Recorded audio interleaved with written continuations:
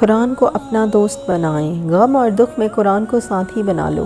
جب بھی لگے دل اداس ہے، بے چینی ہے تو قرآن کو پڑھو، سنو، کیونکہ یہ تو شفا بھی ہے اور ہدایت کا راستہ بھی۔ مومن کا دل تب تنگ ہو جاتا ہے جب وہ نیکی کی راہ چھوڑ کر کوئی برائی کرتا ہے، تو اس کا دل تب بے چینی کا شکار ہو جاتا ہے۔ تب اس مصحف کو تھام لو، یہ بھٹکنے نہیں دے گا، قرآن بھی آپ کو سپورٹ کرے گا، مگر بشرطے کہ قرآن جو کہتا ہے اسے پکڑو۔ اللہ تعالیٰ فرماتے ہیں صبر اور نماز سے مدد طلب کرو۔ دعا مومن کا ہتھیار ہے۔ مومن کسی بھی قسم کے حالات میں اللہ سے دعا کے ذریعے مدد مانگتا ہے اور یقین رکھتا ہے کہ مدد ضرور آئے گی۔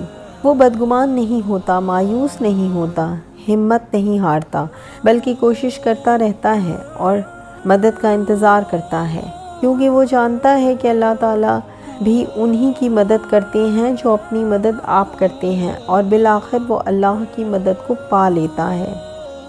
اللہ تعالیٰ سے بہت دعا مانگا کریں، اپنی مشکلات بتایا کریں، مدد مانگا کریں، اپنی بے بسی بیان کیا کریں، اللہ تعالیٰ کو بتا دیں کہ میں نے یہ بھی کرنا ہے، یہ بھی کرنا ہے، یہ بھی کرنا ہے اور سب اہم ہے، لازمی کرنا ہے، لیکن میں کر نہیں پا رہی، شاید مجھے لگتا ہے میں کر نہیں پاؤں گی، آپ میری مدد کیجیے کیونکہ آپ ہی مدد کرنے والے ہیں۔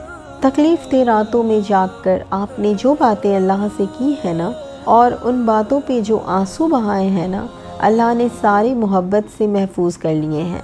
اللہ ان سے پنپنے والے صلے کو، جزا کو، بدل کو مخمل میں لپیٹ کر آپ کو عطا کرے گا۔ یقین رکھیں یہ ضائع نہیں جائیں گے، آپ کا رب سب سے بڑا قدردان ہے۔ غم سے ہی تو زندگی کی لذت ہوتی ہے، اور امتحان اللہ ان کا ہی لیتا ہے جن سے وہ بے پناہ محبت کرتا ہے۔ جانتے ہو کیوں؟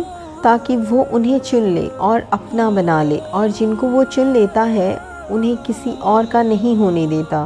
اس لیے وہ ان چیزوں کو تم سے دور کر دیتا ہے جو تمہارے اور اس کے درمیان فاصلہ حائل کر دیں، اور یوں اختتام میں وہ رہ جاتا ہے اور تم رہ جاتے ہو۔